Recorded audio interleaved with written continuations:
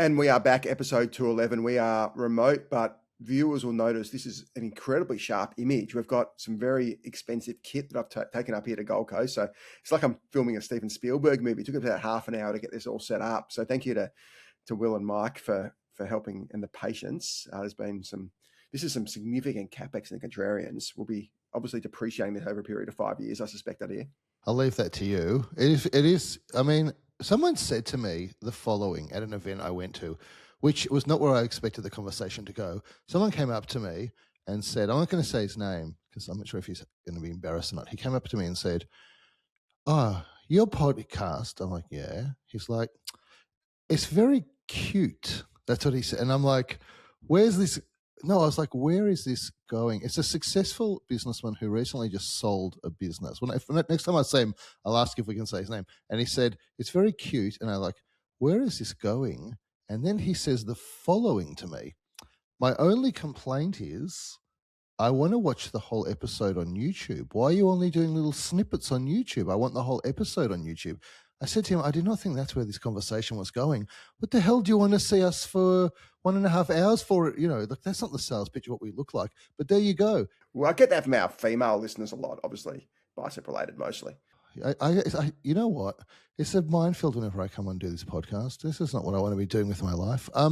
But it's good that your video is sharp now because at least it's in whatever he is consuming. Absolutely laser sharp this is. Very exciting. Not for the best, potentially, but thank you, gents, for getting this all set up. How was your week, Adir? I had a very nice week. Actually, you know, my problem is the past for me is like a black wall, a black screen. I can't see back beyond 2 days. I just forget everything that happened more than 2 days ago. So I don't feel upset about anything. So I think my week must have gone quite well. So that's a positive. I did some calculations this week. You'll be interested in this. So I was, bored. So I thought there were two things that happened this week that involved the spending of public money. And so I thought you'd be interested to know where the government spending goes. So I saw two things. One is there was a car that pulled up next to me, and it was from the Glen Iris City Council. And the way I knew it was from the Glen Iris City Council is all surrounding the car. It had Glen Iris City Council, electric car, reducing emissions, doing our bit for the environment. Now, it was probably a wrap, right? Like some vinyl that had been put on, it wasn't painted, but that's $10K probably. And so this is $10,000 wrapped around. It wasn't an expensive car. It was some like probably $40,000 electric car. It's this $10,000 worth of livery wrapped around a $40,000 electric car, telling the taxpayers, the ratepayers of Glen Ira, ironically, it wasn't in Glen Ira when I saw it, telling the ratepayers of Glen Ira that, don't worry, your money is being well used because we're reducing emissions. I think that is just indicative of the wasted money that gets spent on. There would be a million better things to spend that $10,000 on. So that annoyed me a bit. I whined to my daughter about that. She was sitting next to me. She agreed. And then I heard this ad on the radio, which you might have already heard. This ad has been on for a while, which is the government's ad on how you can reduce fuel consumption. Have you heard that ad on the radio? I have not heard that ad. Mike, you heard that ad? I have heard it, and I remember it feeling very patronizing and like out of touch. Well, welcome to the bureaucracy. But, the bureaucracy never runs ads that says, "Thank you to taxpayers for funding our salaries." I've never heard that ad. But this ad has the following advice. Now, you might think this is just going to be a slamming of the government, but you'll be surprised about where this conversation goes. So the ad has the following exceptionally patronizing advice. It starts off telling you that we're in a fuel crisis. Okay, thanks for giving us that information. And then it says, this is what you can do to reduce your fuel consumption. I'll summarize. Pump up your tires and take stuff out of your boot. And don't fill up your car more than you need to, which you can't afford to do anyway. And don't drive in places you don't have to go. Catch public transport. Okay, this is good advice. And so I started doing some calculations. Is that good? Like, what would actually be the difference? And so I went to a few different large language models to try and figure out. And I asked this question to the models. If I pumped up, how many cars are there in Australia kind of thing? We worked through that. Imagine that I had flat tires that were at 28 PSI, not super flat, and I pumped them up to 32 PSI, which is normal. And imagine I had 50 kilograms in my boot. That's a bit excessive. But let's try and dead body in there or something. It's a small person's dead body, probably 50 kilos, or half a dead body. We don't want to speculate You've chopped on it that. up already. Just got a couple of legs in there. I don't want to go into my modus operandi on the podcast. And so what would happen if we took all of those out? And then I fixed the tires and took the stuff out of the boot. And then it was like, well, what percentage of the population would be doing that? And I would generously said, what if 1 in 50 cars on the road of Australia went through that process? I think that's probably many more than would do it. It's more like 1 in 1,000, but yeah. Or 1 in a trillion, right? But let's say it was 1 in 50, right? And so how much fuel would that save every week? And you know what the answer to that is? How many litres of fuel do you think it would save if 2% of cars on the road pumped up their tyres from 28 to 32 psi and remove 50 kilos from their boot? That's a pretty dramatic. 2% of all cars, how many litres a week would that save? I don't know about litres, but as a percentage, it'd be in the single-digit basis points, I would have thought. Well, so it would save 1 million litres a week. Yeah. 1 million. Australia consumes, you know how many litres of fuel get consumed in Australia a week? Oh, there'd be a lot of industrial consumption, but simply people sort of call it regular people driving. Let's say there's 15 million cars on the road. I'm just guessing. I have no idea how many. So 15 million cars. There's more than that. I think 20 there's 20 million. We can't be that many more because the kids don't have cars. And I know, but I'm just telling you how many cars. There's 20-something million cars. Okay, 20 million but cars driving. You can't avoid... But why are you cutting out industrial use? Yeah, no, I'm going to factor industrials after that. I'm just trying to think of non-industrial use. I didn't realize you were going to do this from first principles. Should we play some music and come back once you've done the maths? Some thinking music. So 20 million people. Probably the average person probably uses, say, 30 litres a week. The answer starts with a 1. I'll give you a tip. It's not 1 litre, but it starts with a 1, and there's some number of zeros. It saves a million. You say a million litres? Is that what you've already said? I can't remember what you actually said in the first place. We're all confused by this whole thing. Litres. I mean, I don't know where we're going with this. So I'll summarise. It saves a million litres. How many litres do we use? That also starts with a 1. How many litres 100 do we million use in litres do we lose? A billion. A billion? Litres. Okay. Yeah. It's a lot of diesel as well. A billion litres. It must be a lot of industrial use then. 1.2, I think it's 1.2 billion. And how many days of total fuel does Australia have stored? 30 or something now? Nailed it. So we probably have 1.5 billion litres stored, but we've got some more diesel problems than we do petrol problems. And aviation fuel So problems. we've got that. And so you might say 1 million litres a week, that doesn't sound like very much fuel saving. How does that make any difference? And then you might say this ad campaign runs for 15 weeks. How does 15 million litres make a difference? It doesn't make much of a difference, 15 million litres. And in a sense, you'd be right with your cynicism about that. In the grand scheme of government wastage, it's actually not too bad. So hear me out on this thesis. The first is every 100 million litres of fuel that gets brought into Australia on a tanker, every excess, it does make a difference. Like, we do care a lot about 100 million litres coming in, but more consequentially, think about this maths. You know how much that campaign costs? They don't say how long it's running for, but I just said 13 to 15 weeks, like 1 quarter, let's say. You know how much that campaign cost? What's your guess? $10 million. Oh, not bad. 20 mil. That's a $20 million campaign. Pumping the economy, by the way. Yeah. Pump it into the radio industry and possibly somewhere else. And so let's say you say 15 million litres for $20 million. It's only a bit over $1 a litre. And if you actually were able to save that, that wouldn't be the worst return on your money. Like $1 a litre is a pretty good price to pay for petrol. They're effectively buying petrol at $1 a litre. Well, I think a much better idea was your much maligned free public transport, which is, I reckon, would have saved far more petrol, actually. So it's one of the very few things I ever agree with the Victorian government on was this free, and of course they're removing it now, but that was actually a bizarrely good idea that they executed pretty well, I reckon. Because it's partly also because they overcapitalised public transport, but given that, it was the least bad option from there. They halved public transport prices now. They were free and now they're halved. Exactly. You know that they haven't because it's election. Yeah, can't charge full price with an election coming up. So I thought that wasn't the dumbest use of money. Now the skepticism is, I think possibly something in the vicinity of 0 people will do anything as a consequence of that ad, which might be a mathematical issue with this formula.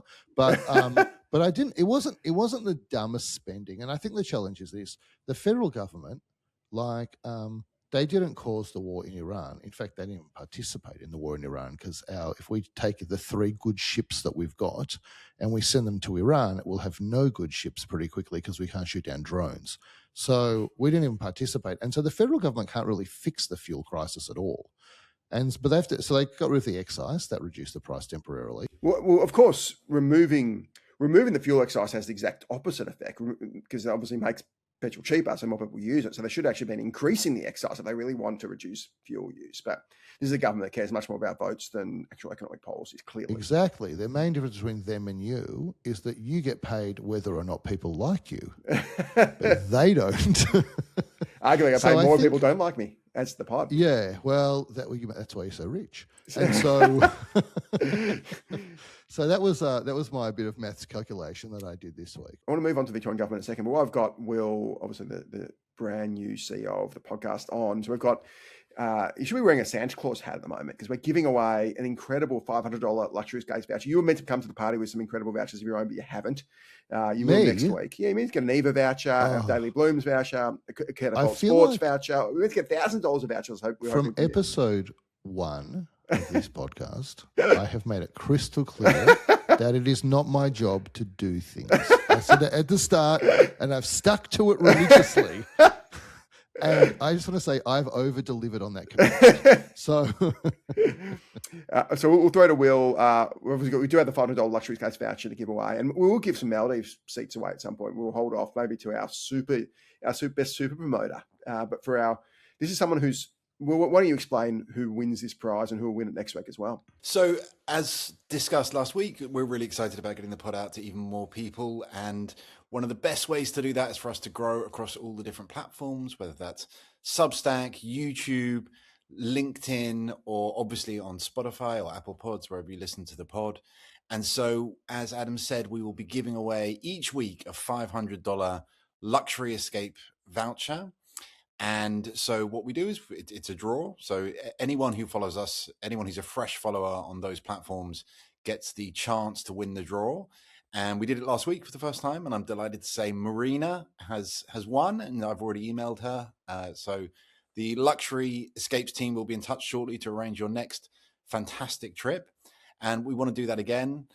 It is a draw, so it's sort of a chance sort of entry. But I think the gods of luck will look favorably on anyone who's also commenting on those platforms. So we've seen some people chipping in already with kind of comments on Spotify, which tend to be quite amusing, and definitely want to encourage that. So get in there, comment, subscribe, like, do all those sorts of things, and I look forward to announcing the winner next week. Thank you, Will. You'll go back to your morning, and we'll go back to the pod. So I just want to touch on what was a really heartwarming story, Adir. I'm not sure you saw it. It looks like the wretched reign of Dan Andrews and Cynthia Allen might finally be coming to a merciful end. We saw last week Victorian MPs are set to potentially dethrone the disgraced lifelong public servant amidst rumours that Labor could lose a monumental 35 seats in an electoral wipeout this year. This comes to the report that Victoria has entrenched itself as the crime capital of Australia. We saw some incredible industry data showing insurance claims for car thefts have surged 25% in Victoria this year. And if that wasn't bad enough, everywhere else decreased. So Western Australia down 15, South Australia down 14, Queensland down 12. Victoria has a $250 million bill for car thefts. That exceeds everywhere else in the country combined. The car theft wave sits, of course, alongside the tobacco store, fire bombings, and more recently, the shocking attacks on hospitality venues across the state. Victoria seems incapable of applying any laws at all, with criminals knowing they won't be arrested. If they do get arrested, they'll be bailed. If they do get bailed and they don't get bailed, they'll be let off with a slap in the wrist by the far left judiciary, which is completely out of touch with any societal norms. Adir, how do you react to this great news we've seen with the horrific Allen government potentially on the way out, or especially Allen herself on the way out? I think it's unlikely.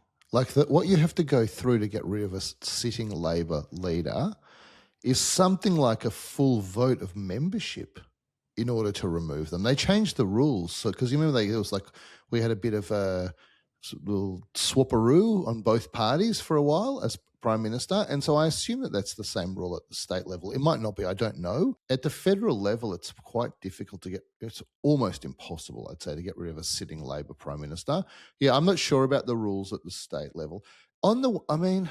people tell me very different things in terms of their opinions about this government, not in terms of their opinion about their performance, but just in terms of electability.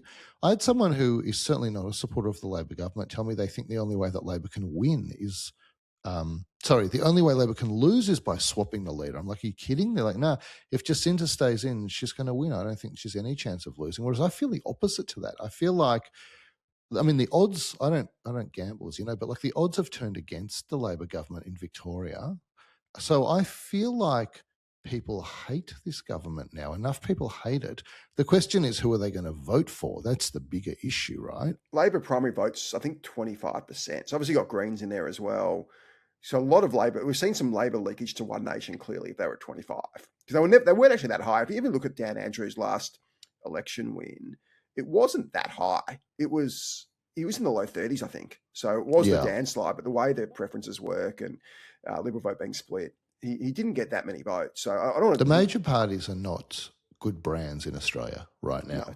No, neither of the two. The Coalition is a worse brand right now, but neither one is a good brand. Well, I don't know. The Coalition isn't a great brand, but Labor brand's taken a massive hit in the last 6 months. Certainly, not so much in South Australia. Yeah, Victoria and Albo and Chalmers federally. I think obviously Malinaskis is still incredibly strong. Roger Cook in WA is doing incredibly well. I think Minns in New South Wales is holding up okay. So in those states, it's fine. Obviously, Christopher Foley's a Liberal leader in Queensland.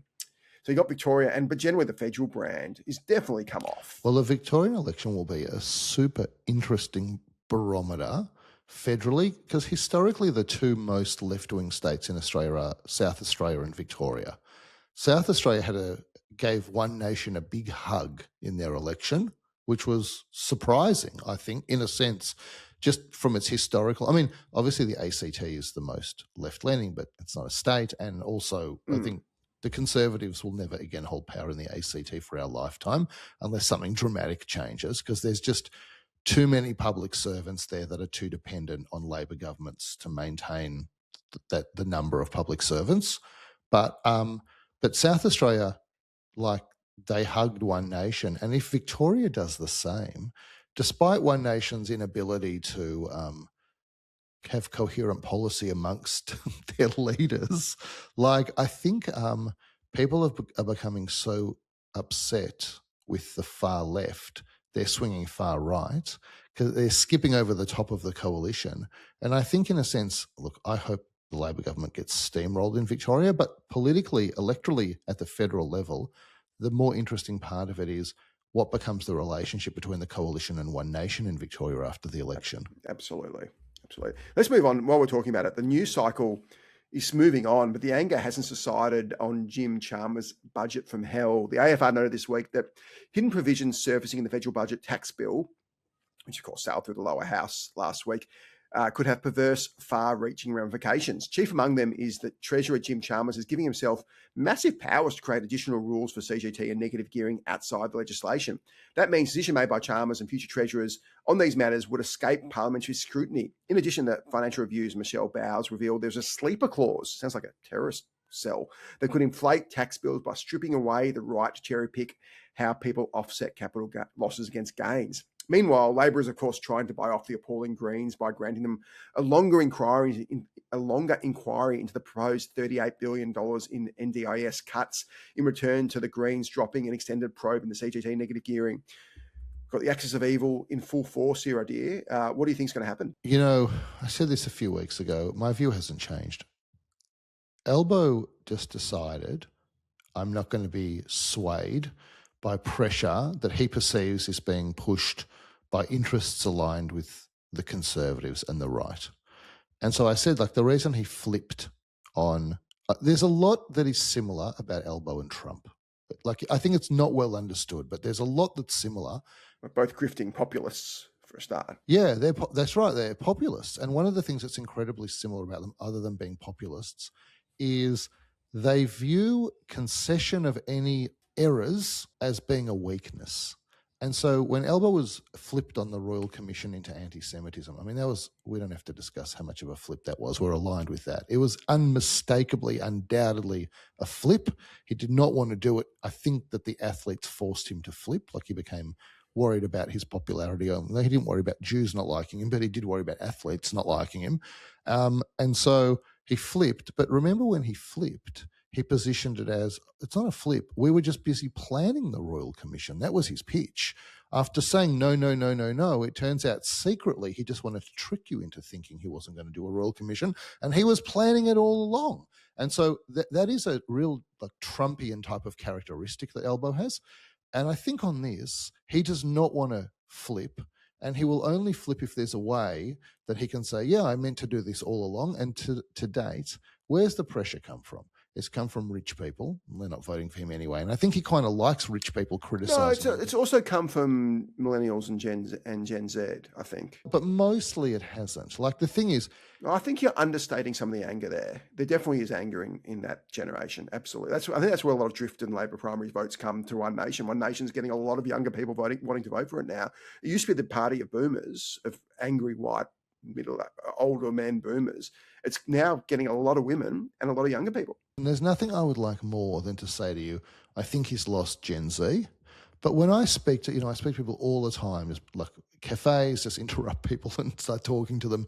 And people look at this budget and the overwhelming view, I think I've spoken to 100 people now, which, that would almost be called a sample in the research world. And so, and they're all inner city. They're all under the age of 30, let's say. And the almost universal view is, we don't really care about this budget. We don't think it's got anything to do with us. We think we're not going to be better off, but probably it does some damage to rich people. That's been almost not totally universal, but quite universal. These are sophisticated people that are saying this. I think that he believes he can push through. You have to remember, there's another budget before the next election.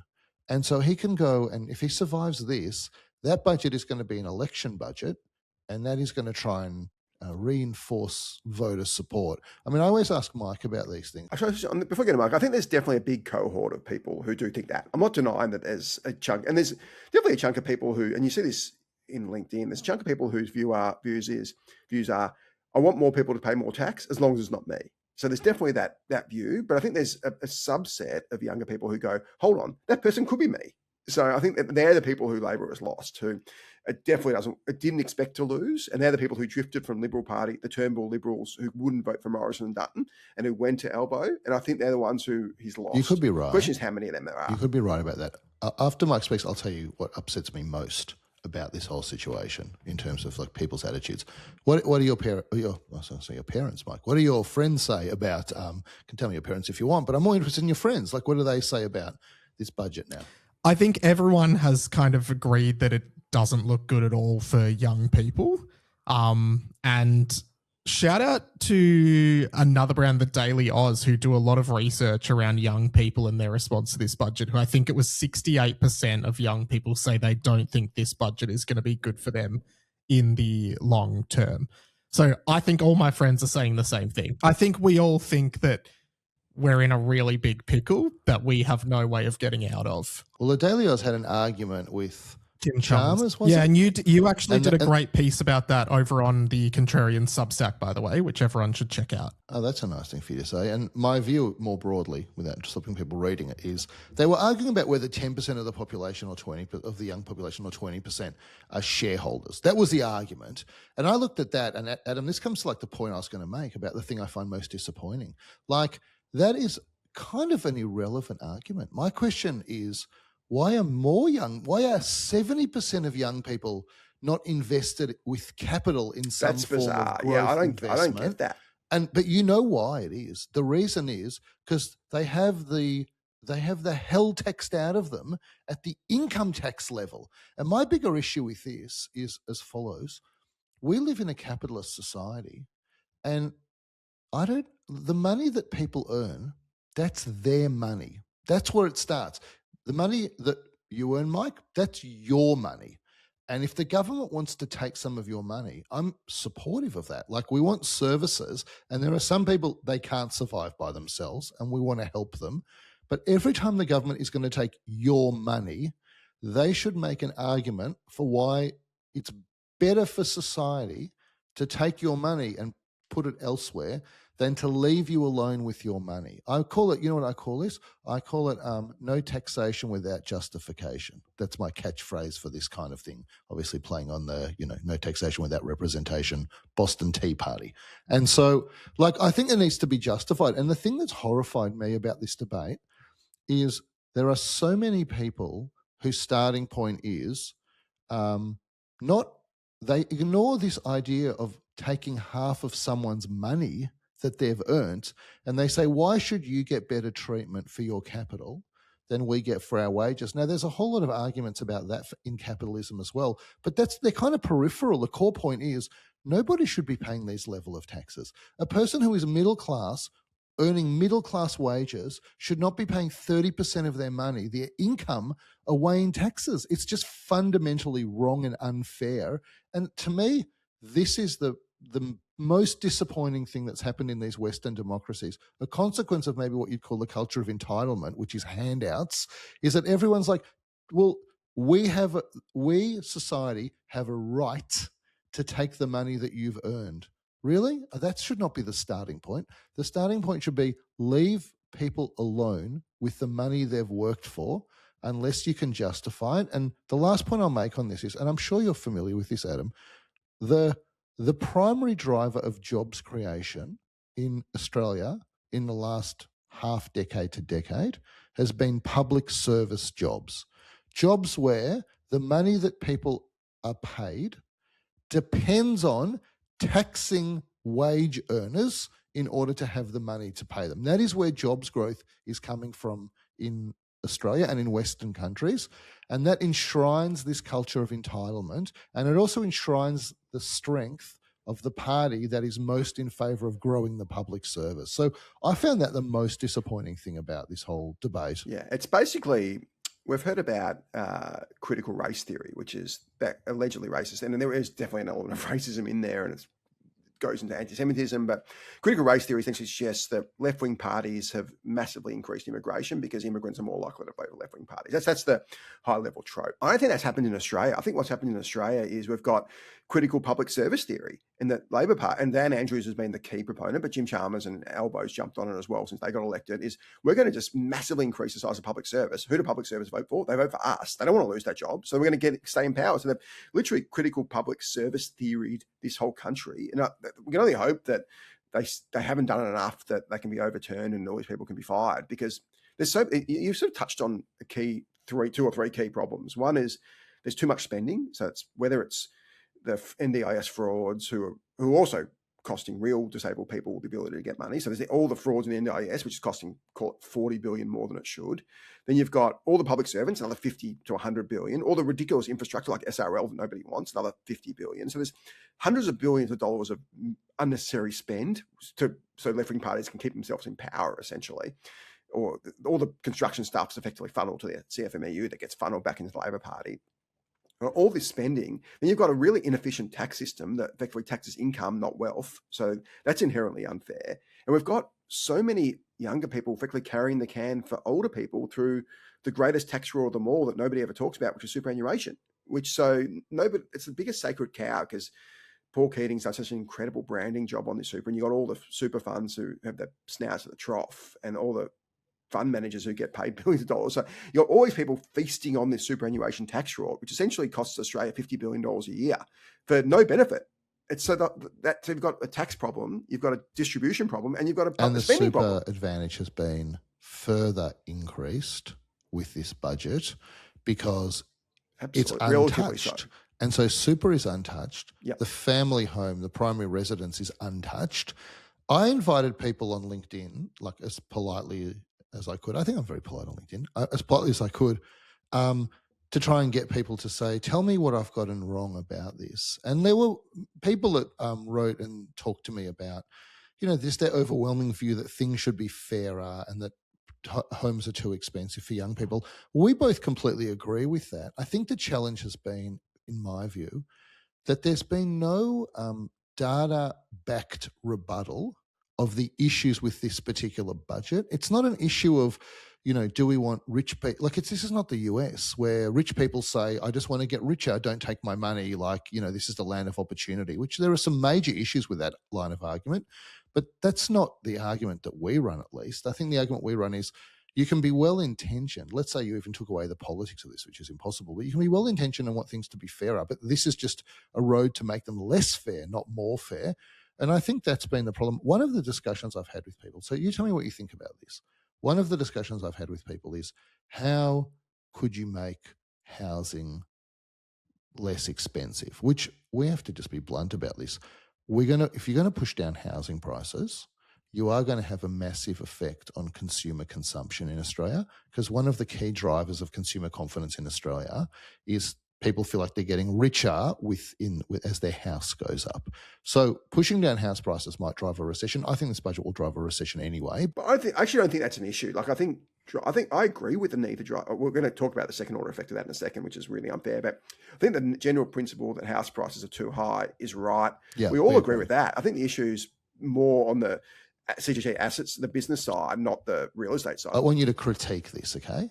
So how could you, so you said a very smart thing some time ago. You said one of the main drivers of high house prices is banks are lending large amounts of money to people to buy houses. So what if I said this to you? In the US, this is what happens when you take a loan. They're mostly fixed loans. And we saw this in the financial crisis. This is what happens. If you hand back the keys to the bank for your house, no matter what your loan is paid off when you hand back the keys. It's the bank's problem to sell that house and to get back as much money as possible. In Australia, if a bank lends you $1 million and you can't service it and they repossess your house and they sell it for $800,000, you still owe the bank $200,000 and you've got no house to secure it against. It's full recourse. It's what's called a full recourse loan. In the US summer, it's not all jingle mail. There are some recourse loans, just most. And so what if in Australia that was not permissible? What if in Australia you said a bank lending money against residential property, if you hand back the keys, that's it, the loan is gone. My guess is it would make the banks much more conservative in the LVR, loan to valuation ratio. They would lend less of a percentage and less money. And that might be the way to deflate the property bubble without having to do That's not bad, right? I haven't thought about the second order effects, but prima facie, I think there's some sensibility behind it for sure. Because I think you can say build more houses, but the problem is, it's very expensive to build houses. If you believe there's a housing bubble, then what you should also believe is that any new property that gets built is going to get snapped up. And so if they could build them cheaply enough to make money when they sold them, you'd get tons of new houses being built. The problem is building costs, not just like labour, materials, red tape, so expensive in Australia, it's very hard to make money on new builds. And so just making them more tax effective doesn't solve that problem. So I'm trying to think about other ways to solve the problem. It's good. I'm glad you brought up the whole housing issue, because we were both been very critical of the 5% home loan deposit scheme. This is actually originally brought in by the Morrison government in 2020, but it was small. It was like 10,000 people a year. It was expanded in 2022, and then the Albanese government really expanded it in 2025. That's when we talked about it, obviously, last year. It removed waiting lists and really wound back eligibility, or increased eligibility levels. And the government's since trumpeted the people who've been able to enter the property market sooner as a result of this policy. So there's 99,000 regional buyers. There's 60,000 key workers, including teachers, nurses, emergency personnel, all very important people.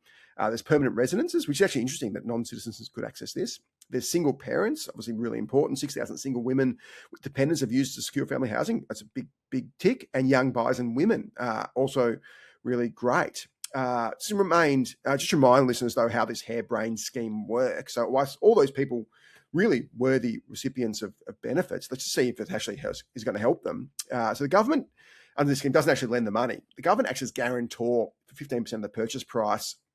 That means buyers don't need to get mortgage insurance, which is what you need if you're sort of below 80%. If you haven't got a 20% deposit, you've got to pay this thing called mortgage insurance. It can be $20,000 to $30,000. So the borrower still has to make full payments. And in fact, they have to make bigger payments because you now owe 95%, not 80% of the property. So it's actually a much a bigger commitment now for the buyer. And obviously, it's obviously more risky as well. So essentially what happens is if you can't pay back the interest in in this situation or any situation, as you just talked about, the bank will foreclose on the property. It will sell the property, pay itself. Is anything left over, you keep it. But often there's nothing left over because the bank isn't trying to push the price. They don't really care about you, the owner. If you get nothing, big deal. So if the property price drops 5%, then generally it's fine, no issue. Bear in mind, Sydney and Melbourne property prices dropped 2% last month, and they could drop 10, 15, 20%. It certainly wouldn't be out of the question for property price to drop 20%. There are more properties listed in Melbourne and Sydney than there have been for many, many years because things are not selling. And so there is one sure way to drop the price of something. Check the supply side relative to the demand side. So I think that's absolutely going to be happening. So what happens if, let's say, property prices drop 20% and you've got, we talked about nurses and single mums, all these really worthy people, suddenly they're underwater on the mortgage. If you then lose your job, if one of two things happens, either the government, so taxpayers are out of pocket because we've just lost money on that dud insurance policy, or the government will sue, and this is what mortgage insurers do, will sue the poor single mum who got suckered into this dodgy loan by Elbow and Co. and Morrison. So we're going to have really good people, hardworking people, potentially getting slammed by, and who's causing this housing price drop, which Venice, we support house prices being more rational, but so the government's suckered these people suckered nurses and teachers and single mums into buying these dodgy 5% mortgage loan things, and then they're going to smash them in the face with this tax policy that's just going to cause prices to drop 15, 20%. So is this the greatest bait and switch done by the government you've ever seen? This is just horrific. We're going to see stories of either nurses being sued by the government or more likely taxpayers funding the government's stupidity. And if you do the numbers on this, so I know quite a bit about this policy. Different locations have got different maximum prices that you can pay based on the average price in that area. I think in Sydney it's $1 million. So I think it's 1.5 in Sydney. Okay, and $1 million Melbourne? It's something kind of like these kind of numbers. So, but let's say no one is buying 1.5 mil, okay? So let's say, because if you're going to buy 1.5 million, you don't need this 5% thing. Because the thing is this, let's say you buy... Well, people are using it. It's not as if no one uses it. Hundreds of thousands of people have used it. I know, but what I'm saying is I think 1.5 mil is not going to be the typical amount of money that people are paying for a property, but let's say 850K small apartment in the city. I know a lot of it's regional, but let's say in the city, 850K. So firstly, you still need to come up with a $40,000 to $50,000 deposit, even with the 5%. That's a lot of money. That's $40,000 or $50,000 after tax, after punitive income tax in Australia. After 40% or whatever you're paying. Yeah, that you've managed to save. So how the hell do you do that? But let's say you do that. Then you pay that as a deposit. Then you got an $800,000 loan. That loan could easily be costing you $45,000 to $50,000 a year of after-tax money to pay that loan. That is a lot of money. You have to earn a lot of. That is just, if you say more than 1/3 of your pre-tax income going towards repayments is mortgage stress. I think that's the measure. That means to pay $50,000 a year of a home loan, you have to be earning more than $150,000 a year as a salary to not be in mortgage stress. Now, $150,000 a year, that's a good salary. Okay, that is 50% more than the average. You kind of need two people. You absolutely need two. Yeah. Because 150K is 50% more than the average Australian full-time salary. And the real salary is probably closer to 80K because there's lots of people. And that's average, not median. Because there's a lot of people who earn a lot that bumps it up. And so also this is full-time salary. There's a lot of people that are not working full-time. I think that there was some research that was done. I think the ABS actually did this that said if you factor in all the people that are not working full-time, it's more like $80,000. So this is a lot of money. And we don't know which way interest rates are going to go. They're possibly are not going to keep going up now because unemployment is rising. But who knows where they're going to go? I think they can keep going, right? And so you're just going to get these people that really can't pay. And I'll give you a case in point. So there's a guy that I spoke to recently. He's got a good job. His partner works as well. They managed to buy a house early 30s, their own property. I mean, that's a big achievement. I mean, that is a big achievement. And as we were speaking, what I came to understand is there's this deep anxiety sitting just below the surface, which is if either of us gets sick or loses our job, we don't think we would be able to keep making the loan repayments. Now, if that is the way you're going through life and that is the way you're feeling, that is a high baseline anxiety to be experiencing in life. And I just think we agree property prices need to go down to let people in, because there's lots of social cohesion problems with young people not owning their own properties. But like, you cannot put people in the situation where that is their baseline level of anxiety in life. And so I think that is one of the reasons I oppose that 5%.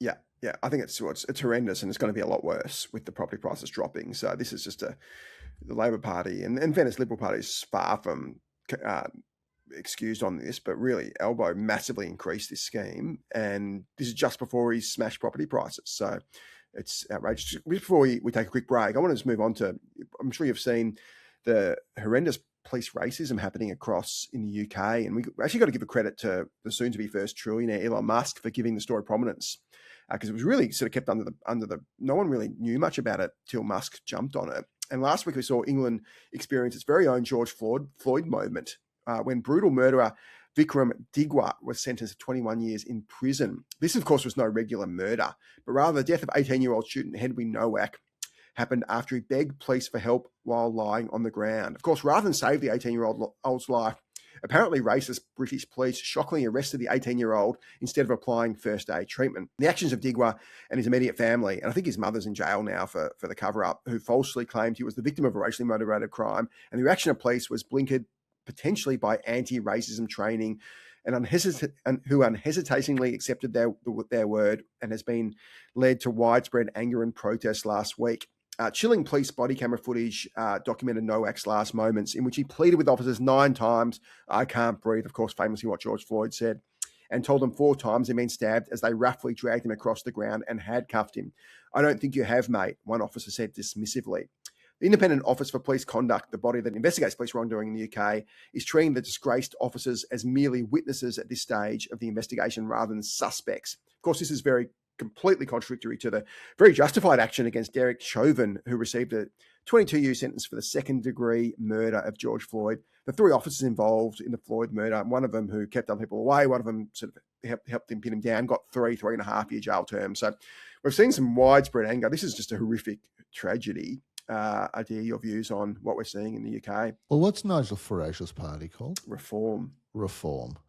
He's not even going to need to hand out header vote cards at the next election at this rate. I mean, basically, this action has just sent hundreds of thousands more voters towards Nigel Farage. This is what happens. Like, this is the problem. Like, we've spoken about this for a long time. You run further and further to the left. What ends up happening is you shift people to the far right. That's where the backlash goes. The pendulum, I always say, like, in democracies, what's sad is, like, the pendulum often doesn't spin long in the middle. It's just passing through on the way to the other extreme. I don't even think it's going to stop in the middle in this cycle. It's going I straight think it's the other going to way. go straight to the extreme right. Well, there's even, just on that, Farage's got a competitor who's even further right, Rupert Lowe, who's actually been very strong on the Iran stuff and the Israel stuff. He's taking votes from Farage, ironically, because people are accusing Farage of not being right-wing enough. And, increasingly, people advocate Pauline Hanson to me. I don't know if you have the same experience. Not really. And they advocate, and I say, why? How can you vote? Like, it's racism. It's just racist policy. How can you vote? And their view is, well, who else are we going to vote for? Like, we're not going to vote for Elbow. We do not want this Labor government in power.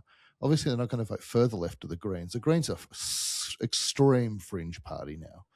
And they would want to vote for the coalition, but the brand is so damaged that they think they're going to be ineffective and they don't have any chance of winning the election. It's a wasted vote. So they think the only chance they've got of getting rid of the Labor Party is by voting for Pauline Hanson. Now, in fairness, she hasn't had a good week this week. Things did not go well for One Nation. Has One Nation softened a bit in their call it racist? Oh, they all soften, right? This is the way this works. Like Marine Le Pen, I mean, she basically got prevented from running by lawfare, we could call it, right? Like And Meloni in Italy has become far more centrist than she was elected on. She was effectively a Farage candidate. They start on the fringes and then they realise, I can't just get 15% of the vote. If I want to get 40% of the vote, I've got to just move in a little bit. And so, well, if you look at Meloni, she got elected as effectively a younger, better-looking Pauline Hanson in many ways. Pauline's obviously a bit older now. I think she's in her 70s. But Maloney, since being elected, has become much more centrist. She's still on the right, but much more centrist. I think that's right. And I think that's the general direction of travel for all of them in order to kind of win more votes. And then you can say, have they really moderated or do they just want votes? But I'd say the same about Tanya Plibersek. And maybe you'd say it about Elbow as well. I mean, these are people on the extreme left. Well, no, I thought Elbow was elected as really a centrist candidate, and he's gone left in the last year, like horrifically left. He's done the reverse. But what I'm saying is, if you say, well, does Maloney in Italy, has she really moderated, or is she still a far right just pretending to moderate? You could say the same thing about Tanya Plibersek and Elbow, because they were far left people that said terrible things, in my view, previously. But now they've got, I mean, Elbow, yes, he's moved left again now, but they kind of softened their image dramatically once they came into power, even just a little bit before. So I don't know, like I can't read people's minds, but I definitely know that the direction of travel when parties that start as an extreme protest vote suddenly see, oh, we might be able to get some power actually, is they start moderating their views to be more widely acceptable. You are seeing that with One Nation. We've got the reverse. Just in the UK, there's the reverse, and they've got the elbow issue. So the UK's, so Starmer's been pincered. Starmer was elected as an elbow centrist type character, and he's been sort of pincered by Polanski from the Greens, just like Elbow's been pincered by the Greens, and they've had to go left to cover the left flank, and they've left themselves really exposed in the centre. So both Starmer's almost follow the exact same trajectory as Elbow. Well, the centre, you can put your arms out as wide as you can and swing them, and if you're in the centre, you won't touch any political party. Like no one is anywhere near the centre right now, and but the difference in Australia is the Greens party is at the moment they're a largely spent political force. Like they're on the decline in every election that they've run recently. I think you underrate their influence in that they obviously effectively in coalition with Labor now. So Labor, if you look at Labor's asset tax, CGT, I think that was a gift to the Greens, essentially. Yes, you might be right. And the Greens want them to go harder. So effectively you got a coalition. You could have a coalition between Liberals, Nationals and One Nation, and effectively got a coalition between Labor and the Greens on the other side. And so you've got those two. So you say that's why there's no one in the centre, because they've had to go further left and right. But let me tell you the other problem with the centre, because obviously, like, I've thought very deeply about this. Like, why is there no centre party? I've thought about it in a personal capacity as well. Like, maybe I should get involved in a centre party. But this is the view I've come to. You can rebut this view, but this is the sad view I've come to. If you go and you say, I think we should just be reasonable, and then people start saying, what do you mean by that? What about this thing? What about that thing? What reasonableness means is that everyone is going to feel a bit aggrieved by what you're proposing. Like everyone will feel a bit disappointed. What do you think about property taxes? Yeah, I think property taxes should go up a bit, and because like there's accumulation of wealth in passive assets, and like I don't think there should be so much negative gearing. And then this is what happens as a result of that. The people that own properties, they don't like you. And then the people that don't own properties, they would rather the person that's jumping up and down saying, yeah, let's smash the people that own properties. And because like, and so like no one feels passionate about calmness and reasonableness. And in an era where everything is extremely emotional, like I think we're exiting for the time being, maybe for our lifetimes, we're exiting the age of reason. Like science is now just seen as one of a number of equal competing opinions about anything. You see that in the US, right? With COVID, ivermectin, I don't know if you know that drug, that's an anti-parasite drug. It's now approved over the counter because there was enough of a false movement that says it's effective with COVID because they dumped like a mountain of it on top of COVID in a laboratory. I mean, I think you could dump a mountain of potatoes on COVID in a laboratory and probably get rid of it, right? And so science is now seen as just another equal perspective. I think we're leaving the age of reason. And if we're going back to the age of emotion, which, by the way, caused both world wars, if we're going back to the age of the emotion, then centrism and reasonableness and rational argument is super weak compared to one-line emotional fighting. And I think that is fundamentally the problem with being a centrist party today. The other, I don't disagree. I think the other issue with centrism is you kind of need an economic downturn for people to really become rational again. At the moment, to our earlier discussion, you can keep hiring public servants, we can keep maintaining this $200 billion annual debt. Like Australia's heading towards $1.2 trillion in debt. The US is like $30 trillion. US is even more far gone. Europe's gone. Japan, forget about. China's got its hidden debt and local government. So you've got basically the entire world running massive deficits, and people don't care because there's been no government collapses. I mean, no confiscations like we saw in Cyprus. People haven't seen the impact of. We're starting to see it with taxes going up, but people haven't directly felt the impact of government largesse spending more than they earn. A centrist party essentially is one that says we're going to live within our means. We're not going to pander to the far left and far right. We're going to tax you as much as we need to. We're going to reduce spending. That's essentially what we talk about in a centrist government. The reason why the horrific Labor government of 1992 was voted out and Jeff Kennett came in is because we had the state bank collapsing, we had the Tricontinental. We had people really seeing the impact of this disastrous government. People haven't felt the impacts yet. That's why I think a centrist government can succeed.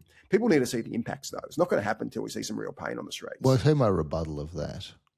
When things get really bad and the economy collapses and people get poor, lose houses and worse, what they love more than anything is not centrist reasonableness, we can fix this. It is extremism that says this is not your fault. You're not responsible for this.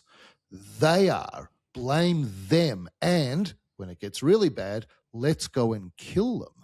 And I know that sounds very extreme. Well, that's Weimar Republic. I'm not sure that's happened too many other places other than Germany. No, whenever there's big economic collapse, I've said this before, like historically, if you look at all of the revolutions that have happened across Europe in the last few hundred years, they all involved some kind of famine.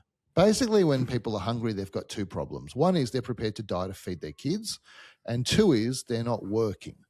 And so historically it was farmers not working because there was nothing to work on. There was a famine. And so they got time on their hands. They go in, get very worked up and spend their time plotting and arguing and whatever.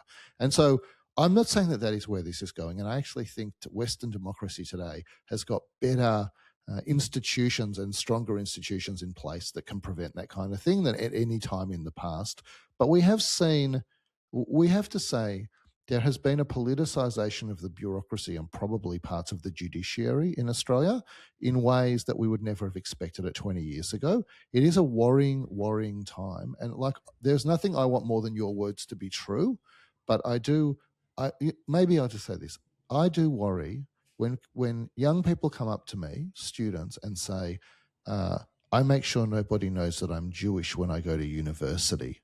I think to myself, in 20 years' time, if this country was a flame and someone found out that was the emotion 20 years ago, and I was like, yeah, that's normal, would people just say, how could that moron not have realized where that country was going? I mean, I think that is alarming when stuff like that is happening. So I am very worried, and I think it's not too late, but it's getting there. And we had a very rare IPO on the ASX last month with SkinKandy, a 15-year-old body piercing and jewelry chain with more than 100 stores across Australia with ambitions to launch globally, completing a successful listing. The raise was targeting 146 million. This was upsized to 160 million. Shares were priced at 220, and the business had an initial market cap of 245 million. The shares actually popped on day one, hitting $2.40, and has since settled back to 220, implying that the IPO was priced absolutely to perfection. Following the listing, major investor White Oak retained a 23% stake. CEO Dane Free holds a 3.2% stake, and CFO Carl Zabel holds 0.5%. Chanticleer wrote that the company has 100 stores, does more than 650,000 piercings a year, and will do almost $90 million in revenue this year. Its core product is trend-driven piercings for 20 to 30-year-olds. Think ear stacks. I'm not sure what that is, but it will just as happily pierce a 6-month-old or their grandparents. Just over half its revenue comes from piercings and sterilized earrings, nose rings, or whatever ring sales at the time of piercing. And the rest comes from off-the-shelf accessories and aftercare product sales at lovely 90% gross margins. SkinKandy started with one store in Moochjaw in Queensland before rolling out aggressively when White Oak invested just before COVID. New stores cost an average $278,000 to open and generate $240,000 in EBITDA in the first year. There's a big asterisk on EBITDA. We'll get back to that later. Making for a quick 13.9-month payback with an asterisk, according to the prospectus. Sales and EBITDA mature after 2-3 years, and the average mature store can do $1 million in revenue and $480,000 in EBITDA a year. We'll talk more about that soon.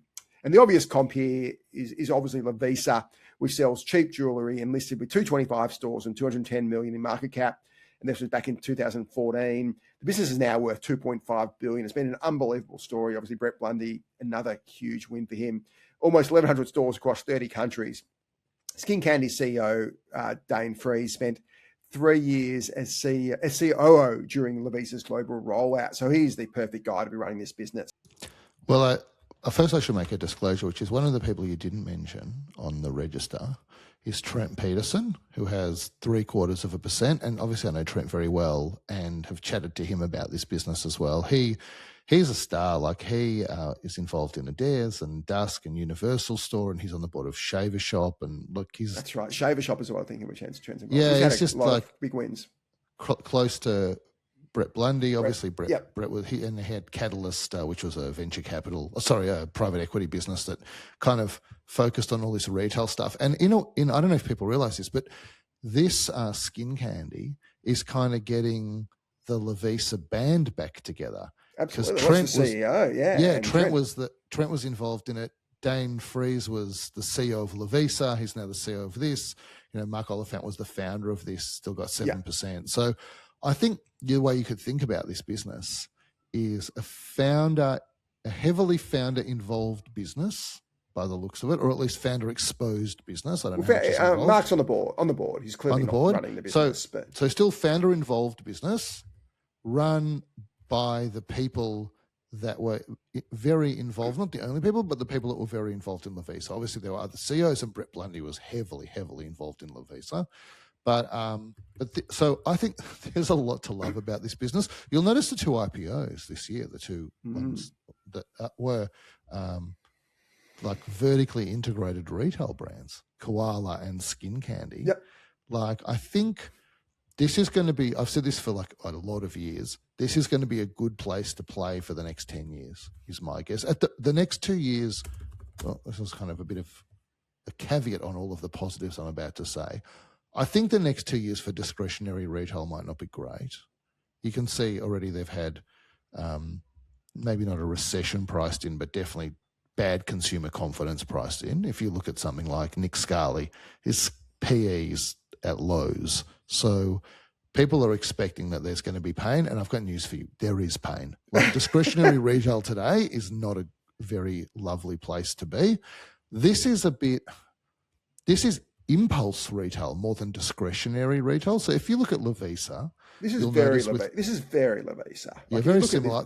There is one. Look at the business. There's a bit of a just obviously this is a brand itself as a piercing business, which it clearly is. But if you look at when it talks about its TAM, piercing. So the business does $70 million in revenue. Oh, sorry, it's a bit higher. It's 79.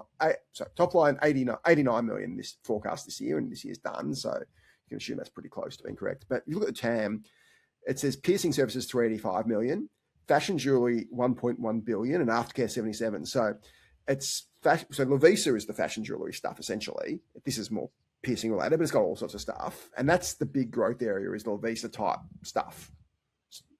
Yeah, absolutely. And I think this is a bit different because the piercings business, which is a services business, high margin, it's half their revenue. The reason I draw a distinction between discretionary, so I think that people say there's 2 kinds of retail. There's stuff that you have to buy and stuff you can choose to buy. And stuff you have to buy is groceries, for example, and stuff you can choose to buy is a sofa.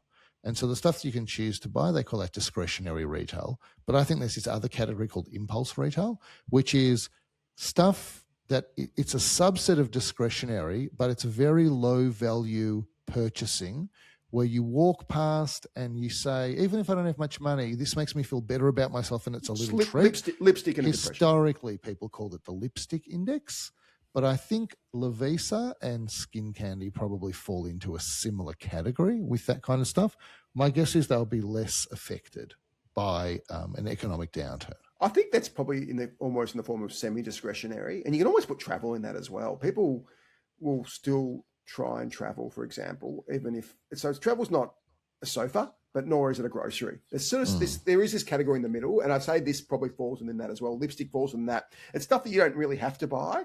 You don't, and it's not a pure want. It's not like usually a sofa you can just hold off, but travel, for example, where you lose the time, you're not going to get that time back. And we saw that during COVID, obviously. So I think there is this, call it a third or even a fourth category that doesn't fit neatly in the call it full discretionary or non-discretionary.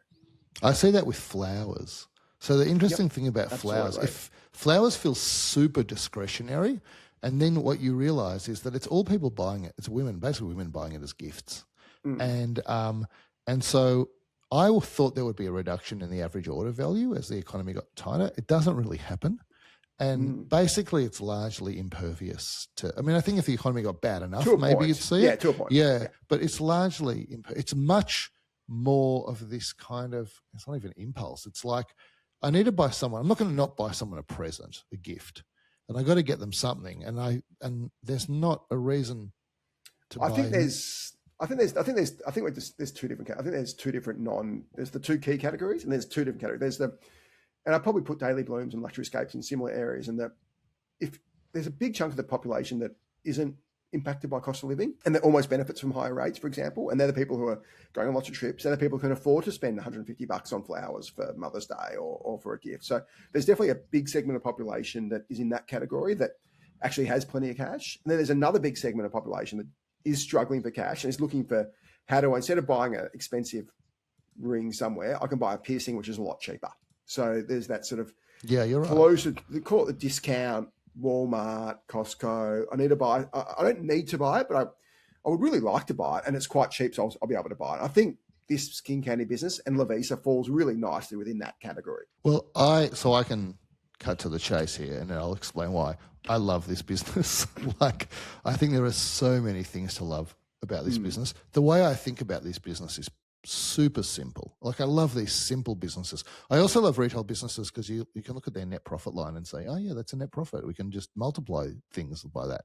And so what I love is this business basically says, we'll pierce your ears and make a ton of money. And by the way, we don't have to employ extra people to pierce your ears because we have to employ that person anyway. So we'll pierce your ears and make tons of money. We'll sell you jewelry and make a 90% margin on that. What does it mean? We buy something for $2 and sell it for $20 on the piece of cardboard. And the ear care, because my uncle had a business like this 20, 30, 40 years ago. He was one of the first in Australia. So real trailblazer. And the margins on some of that ear care stuff is just incredible. It's incredible. And then they say, I mean, this is a business, it's hard to believe, but this is a business that's basically running on 90% gross margins overall as a business. Like, I've almost never seen that before. And like, to be able to do that, so their first half revenue this year, which was they grew 25%, but it was a week less than the first half last year. So like the real growth rate is far. The 90% gross margin isn't fully accurate because you really got to put salary.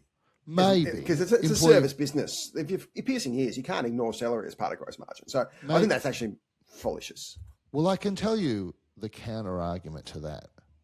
The number of I'm not, just to be super clear, I'm not trying to spruik this. The reason I said I've got a relationship with Trent is so like that's my relationship. But independent of that, like the argument that they would make, and you can make this for what you want, but I definitely think it's good enough to not put all the employee expense benefit into the cost of sales, is they don't employ any extra people than they would otherwise employ to do the ear piercings. If you didn't have any ear piercings, we'd need the same number of staff. Yeah, I'm to do the sales. So clear, I like the business. I'm not critical of business. I'm saying like the GP number. When you've got a GP, if you look at this year, GP is 80. So let's go top line of not caught 90, COGS of 10. So there's your massive margin. Then you got salaries of 40. So half of it goes back in salaries. So that's, if you include the salaries, your margin's 50. Still a great margin. Don't get me wrong. But let me finish you can't ignore it. So if you were only selling the physical product in the store, then there is no way that you would say the salaries are part of gross profit. You'd no way you'd put them in there. And so their argument would be, we basically run a store that sells physical goods and staff for that, but actually the same staff that we would need anyway are also doing the piercing. So I take what your point is. At most, I take half of the employee benefit and put it as part of COGS, but I'm not sure I'd take any. Ironically, in a sense, the narrative of this business is the flip side of what I've just said. They would say, we're a piercings business and the staff that work in here are staff that view themselves as piercers and also they sell physical product. But maybe I'd agree and I'd say just take half the employee benefit expense and put that into COGS if you want to do something. But who cares? They run 80% gross margin. Well, I'm not denying the double header, which is great. We do the same thing in our stores. Our stores handles customers and also do phone sales. So I think that's an elegant. I think that's one of the really nice things about this business that Levis doesn't have, for example. But I don't think like head office, fine, take that separately. But if you can't claim if a bunch of your revenue comes from services, you can't claim that people doing those services aren't included in COGS because they're clearly COGS. Listen, I agree, and we have the same view at Daily Blooms. You can't make a bouquet without florists, and so we factor that in. I wouldn't exactly call it COGS. It's like COGS adjacent, but we are completely aligned on this point. It's kind of a side point, but yeah. So the thing that continue to be amazing about this business is, like, once you have those gross margins, whatever they are, they're astonishing. Like, you end up making money. Like, and so their NPAT margin in the first half their profit before income tax margin in the first half, including everything but tax, was like pushing 20% in the first half, which is quite astonishing. For FY26, they've got EBIT of 13.4 on top line of 89. So it's not that high. It's great, but it's not. But for the first half, they did 45 and they kept a pre-tax profit of 7.5. So yeah, it's like, let's call it circa 15% in the first half. 15. I'll give you 15. And so that is a pretty good pre-tax margin. Like, I like that. It's good on a business that hasn't scaled fully yet. Well, that's the amazing thing. The amazing thing about this is that from FY24 to 25, it grew 39% and it grew its gross profit 1% more than that. Like, it's actually still getting margin expansion at the gross profit line. God knows how they're doing that. And so if you believe that this business the last thing I'll say is, and they do all of this from tiny stores. So a $250,000 fit out cost for a store, that is absurdly low as a fit out cost. Small stores, like 40 to 60 square meters, right? So tiny store, and what's in them? Racks to sell stuff and an area out the back to do piercings, right? Yeah. Like, I mean, this is like, you compare this to a Nick Scali store, which is like 20 times the size and it does have a fit out cost. You have to put nice floor, nice walls. The fit out, I think it only costs $250K for a fit out. Yeah, to fit out, which is low. So I can say my preference for a store rollout is to say at the store profit line, we want to pay back the store in 9 months. And that's real store profit. And so that would be, now that's hard to achieve. It's achievable, but that's hard to achieve. Ironically, Trent actually taught me that particular approach to life. This is not quite that good, but God, they make back they recycle the capital to roll out these stores incredibly quickly. One of the things I thought was kind of unusual is one of the main ways that they got margin expansion from 24 to 25 is their occupancy expenses barely rose, but I suspect that is more of a factor of like you can't trust occupancy expenses on a profit and loss. Yeah, it rose a lot. It rose a lot this year. I was going to get to that. Like that, one of our favorite topics because that flog who completely ruined EBITDA. The leases thing in this business makes EBITDA a complete waste of time. Yeah, you can't look at EBITDA, and we can explain. It's because the accounting standards mean if you pay rent on a store, there used to be a line called rent on a store. I mean, it wasn't called that, but close enough, occupancy expenses. Yeah. And now it's broken up into 3 separate pieces and scattered all over your profit and loss. And really the only way that you can find it is looking at the cash flow statement. And so I have to say, but these people it's so are morons. Dumb. It's so dumb. It's dumb in multiple ways. Moronic. So it's dumb because it's ruined the P&L. It's also ruined the balance sheet because you now got to put your lease liability as a debt when it's not really a debt because you pay it 100%. Obviously. And so they've ruined both the P&L and the balance sheet. If you look at these guys, it's pretty clearly in the note. But so essentially, if you look at FY26, which is about to end, they've paid $8.9 million for what we call payment of lease liabilities. Depreciated 6.8. and they had lease interest of 1.3. So it almost matches the depreciation in a way, but not quite. But hence why the EBITDA number is inflated by around 8 million. So they report 23.5 million EBITDA, but 10 million in depreciation. So really the EBIT number of 13.4 is really a kind of proxy for the EBITDA number because there's no other real depreciation. What I love, this is an honest business. If you look at their cash flow statement, they in the financing cash flow, they very clearly write payment of lease liabilities. Boom, there's your number. And so you can say, like in the first half, we made $9 million of operating activities cash, but there was also $3.5 million of lease liabilities. And so just take that off. That's actually operating. So the only sort of asterisk I'll give there, I think you're right. It was pretty easy for us to see this, but they did talk about EBITDA a bit. And I think they should call it, do a reverse rework and say EBITDA after lease expenses. Yeah. I think every retailer should do that. And we can say, you guys have stuffed up profit and loss. We're going to fix the profit and loss that is down and standard boards and stuffed up. We're not going to talk about EBITDA. We're going to talk about EBITDA after lease costs. And if you did that here, that'd be completely, like no one does it, but that's what I love to see these guys do. Just to save people having to do the extra work because it just isn't unnecessary. And it means EBITDA that they've stated is a waste of time. That you shouldn't be ever referring to it because it's a completely meaningless number. It has no relevance to anything. So I'll say that if someone is looking at an income statement of a retailer, often you'll see something that says AASB 16 or IFRS 16 adjusted EBITDA or excluding AASB 16 that's the relevant part of the accounting code that ruins this. And what they'll do is try to show you, forget about this junk. This is what it would look like if we didn't have to go through this junk. And so that is the way they try to do it. They just say, well, the reason why I find it really disappointing here, and I think it's so easily fixed, they give a really good, I don't know if you saw this chart, figure 17 in the prospectus, and it's got mature store revenue and store level EBITDA per store. I love this chart. Yeah, I agree. And it's got every store, and they own, like there's 4 franchises, basically all company owned. So the Visa model, which is great as well, because that means they keep the profits. And also, I just think it's a better model in this, given that CapEx costs are so low. So you look at the top store. The top store makes like $1 million EBITDA, and then the second one makes $1 million as well. And then there's a bunch at 800,000 and 800,000, 600,000. Then you sort of get to the median. The median's 400 and something. And then there's a couple that don't make basically anything, and there's a bunch that sort of make 200, 300, 400.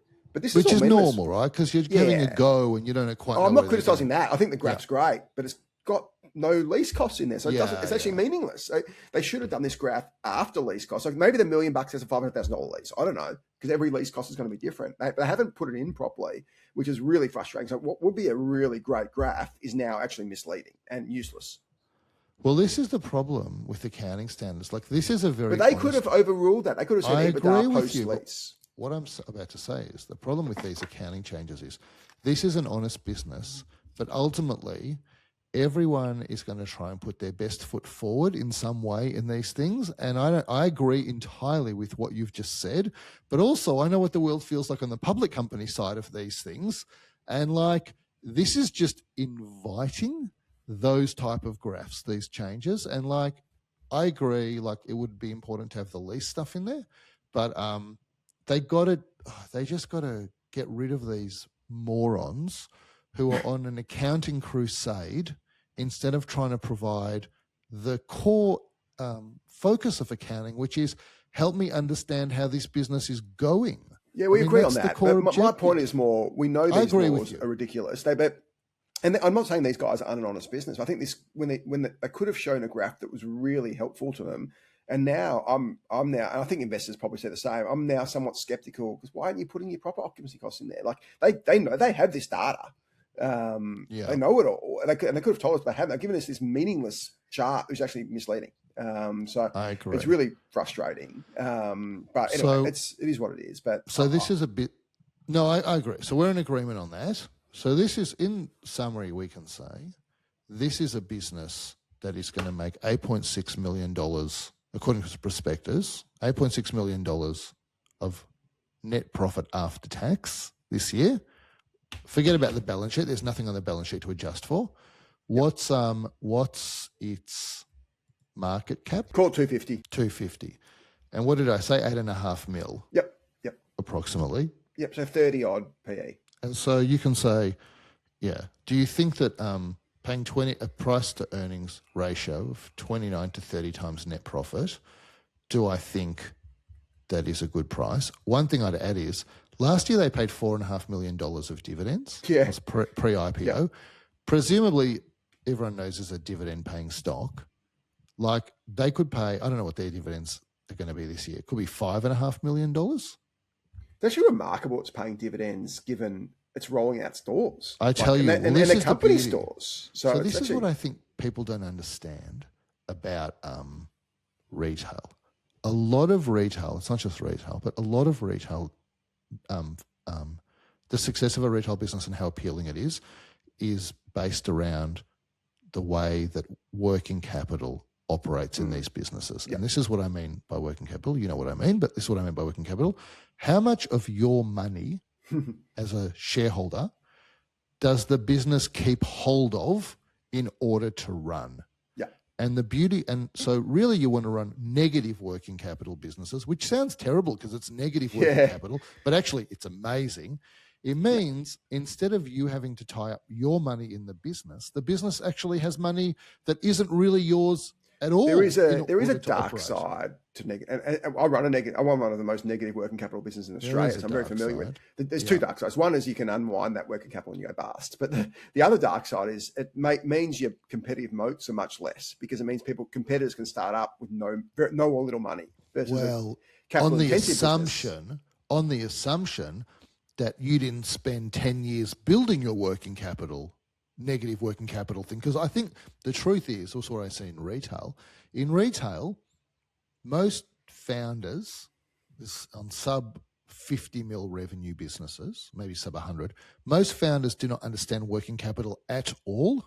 And they don't even understand margins, by the way, but they don't understand working capital at all, and they have no idea how to optimize their working capital. I'd say most investors also aren't great with it. You got PE guys who sometimes can be too aggressive because it's in their interest, and you got other investors that don't understand it either, especially in our negative working capital context. They really struggle with it.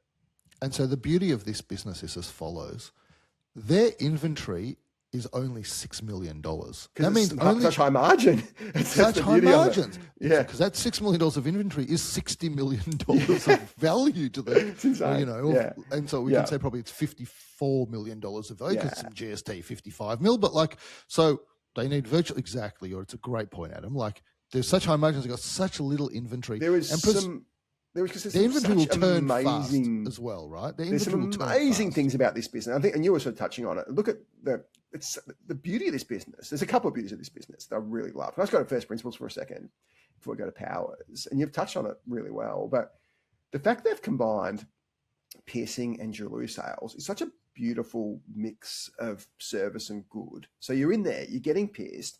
I might as well buy the products here as well because I'm here anyway and I trust this person and they're selling to me. So presumably they teach these people how to sell. So you've got this captive customer who's come in for one thing and you've got this amazing margin expansion on this huge margin and you're not paying for it in this small store. So it's actually amazing that these guys, apart from my uncle who started this 40 years ago, couldn't execute like Mark Oliphant, who's done an unbelievable job. How has nobody else come up with this concept?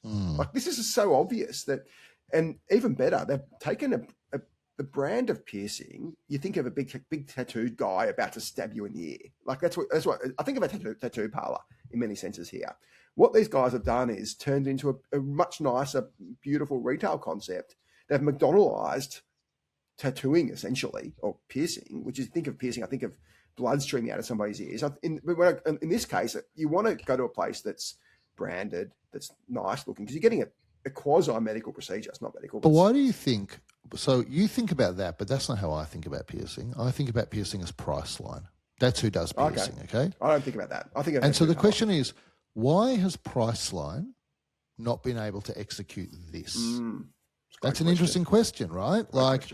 You're going in there, that is, a pharmacy brand is more trusted than a piercing brand, health-wise and whatever.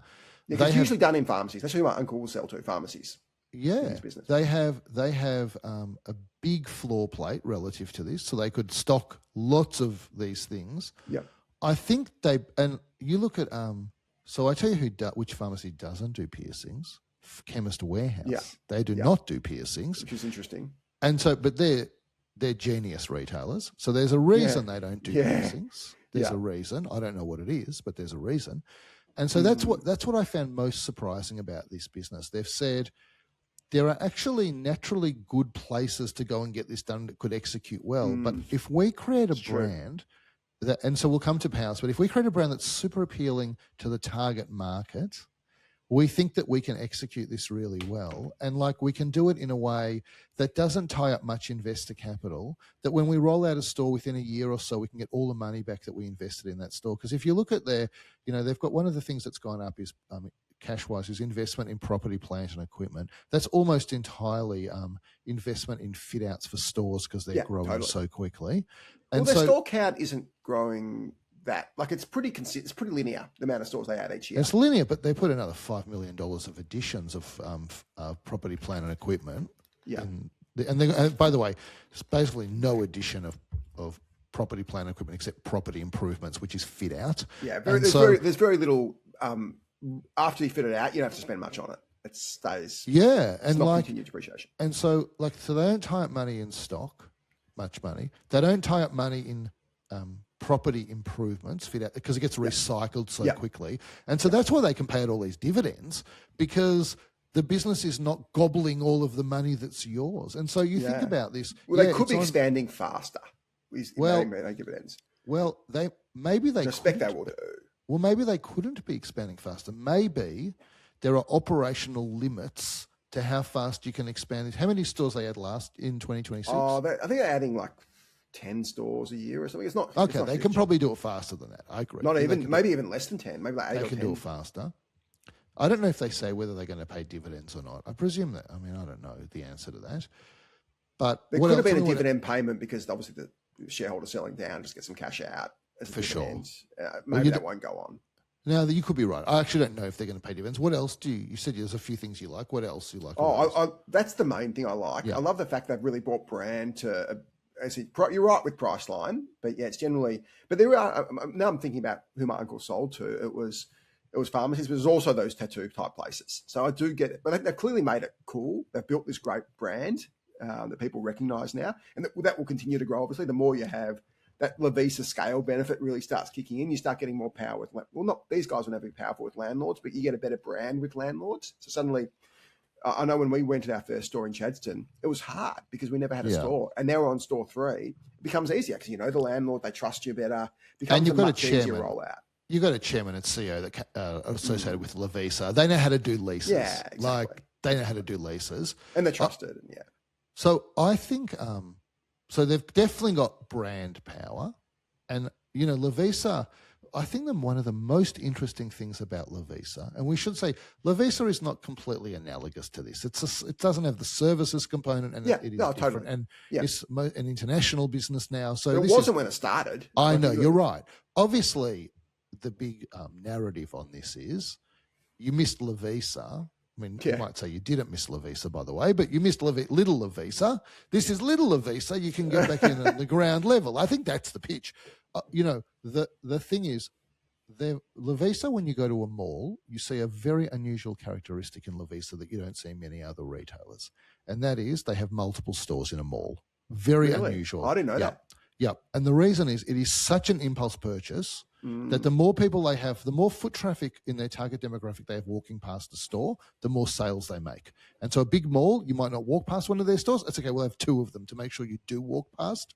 That is very unusual for a retailer. And I think so Lovisa has a great brand. I think SkinKandy, they're going to build themselves a great brand. They're already starting to build a great brand. So I'm trying to think of who else has more than one store. I can't think of any store.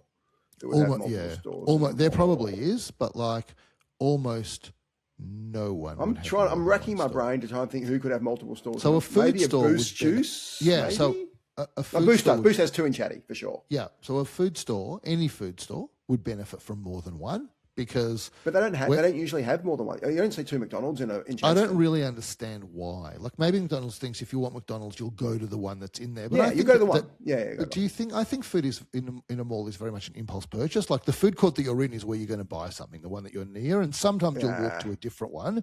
But yeah, there are not many. Well, it's probably. I think you know why. I think it's because the franchise thing. The Macca's, you need to have the same. Otherwise, you'd have franchise problem if you got 2 franchise stores. Whereas Lovisa owns the stores. Yes, and so do these guys. They don't have that issue with franchise. They can just Boost. I'm pretty sure Boost own most of the stores. So that's another. So they've got big benefit of the corporate model. You don't have that agency cost.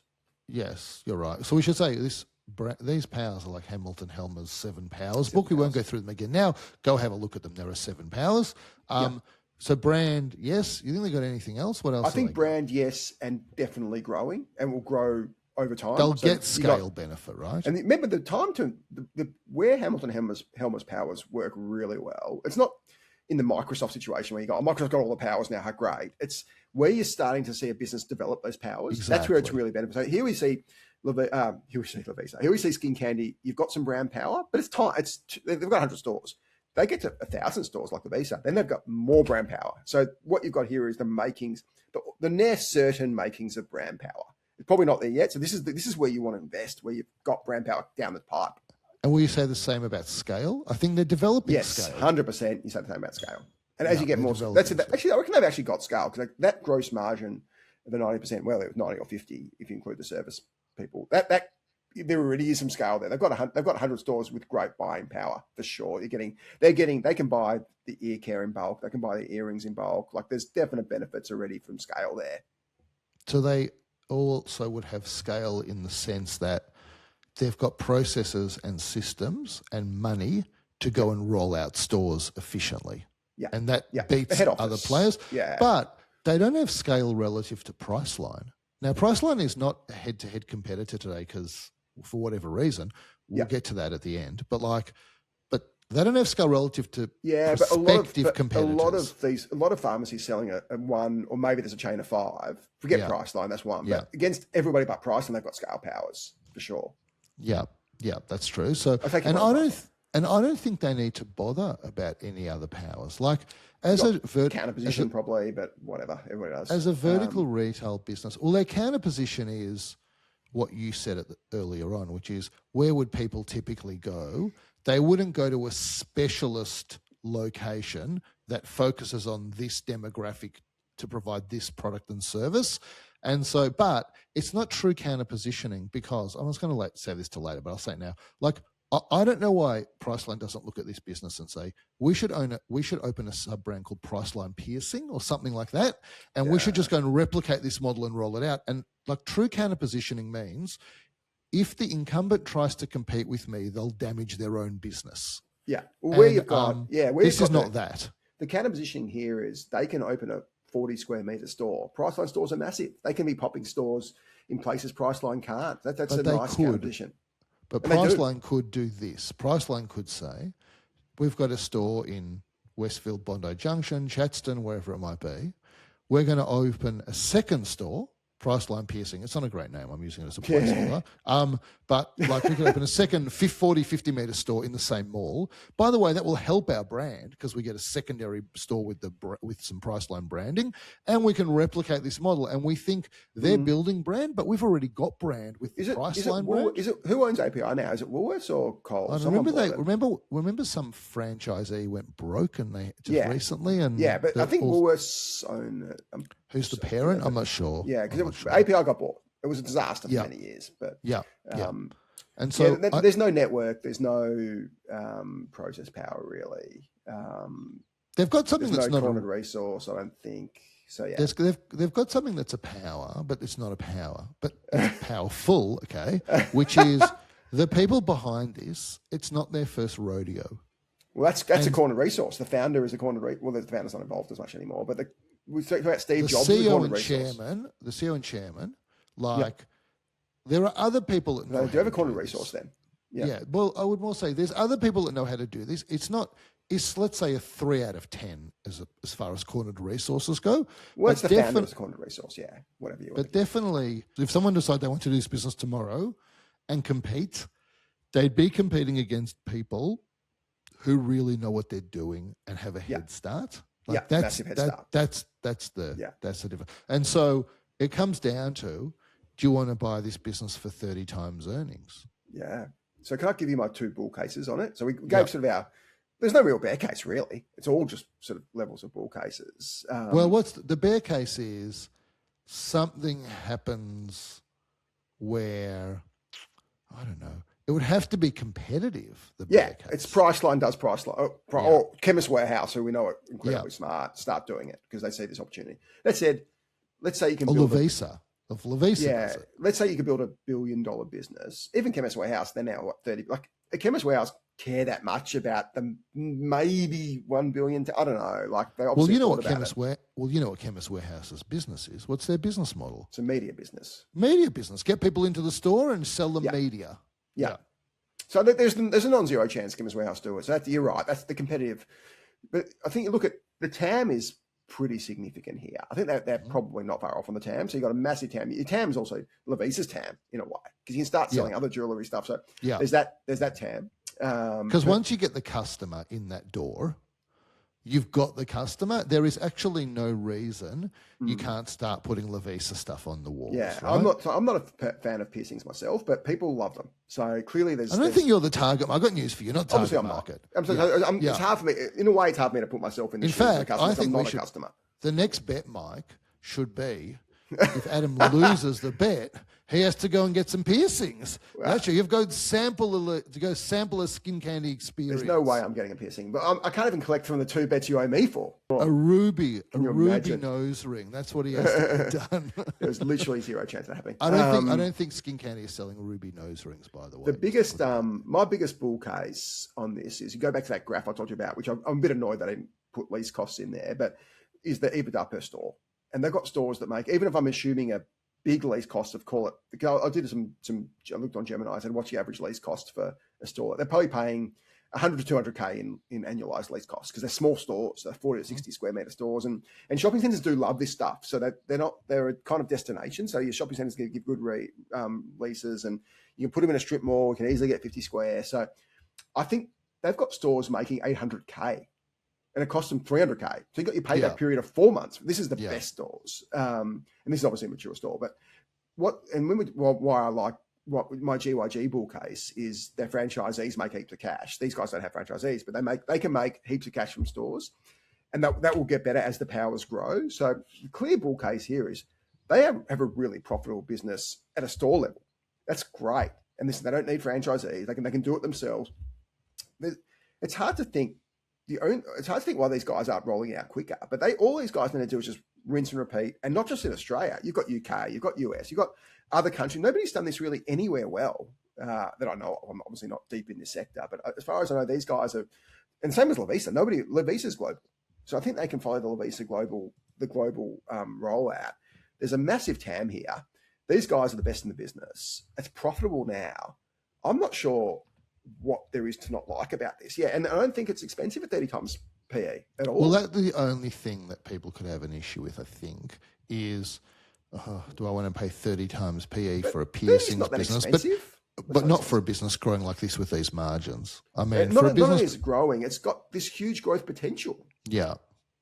I'm totally in agreement with you. One challenge is, I don't know what the turnover of this is, because 95% of the stock is held by the top 100 shareholders, I think. No, 65% free float now. 65. Oh, okay. There's a lot of selling. That's actually a bear case. Well, I don't know why they sold down so much.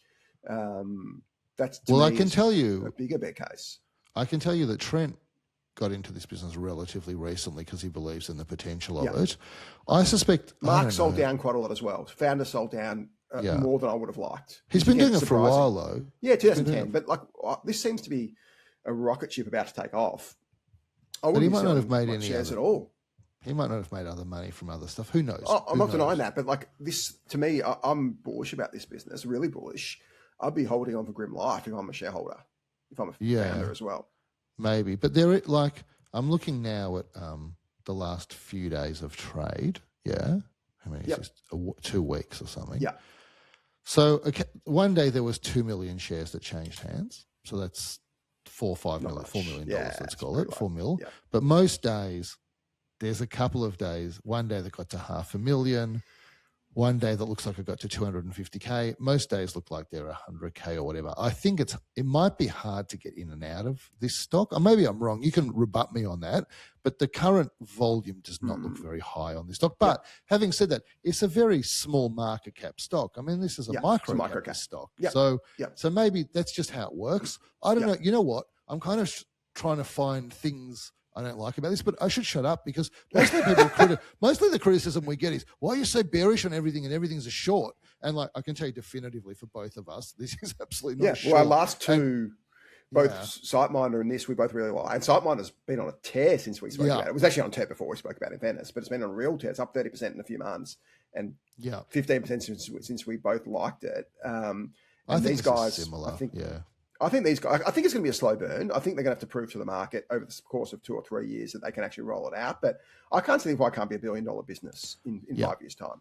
So I say my favorite kind of investment. I'm a bad trader of stocks because most people are. I am as well. Everybody's a bad trader. You shouldn't be trading. There are a few good trades, but I can't.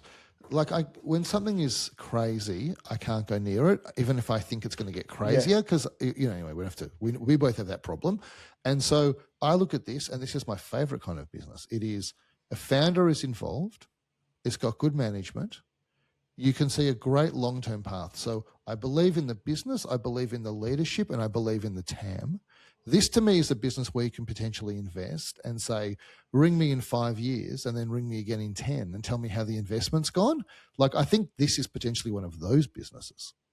Yeah, absolutely. I think there's one you buy and put in the drawer and you trust Trent and the team to execute again because they have. And this, I didn't expect to like it as much as I did. I thought it priced more highly. I think the other benefit of micro caps is you just don't get the coverage you get. Like SpaceX, you get 1 million people covering it, whereas this business will have a little bit of broker coverage, but it won't have full coverage, and not till it hits the $1 billion plus, like Lavisa did. Well, you'll have coverage from whoever did the IPO. Yeah, exactly. Because that's the kind of quid pro quo of doing the IPO. There's a couple of brokers that did the IPO, so it was dual mandate. And that was the Catapult experience. I remember we had our IPO.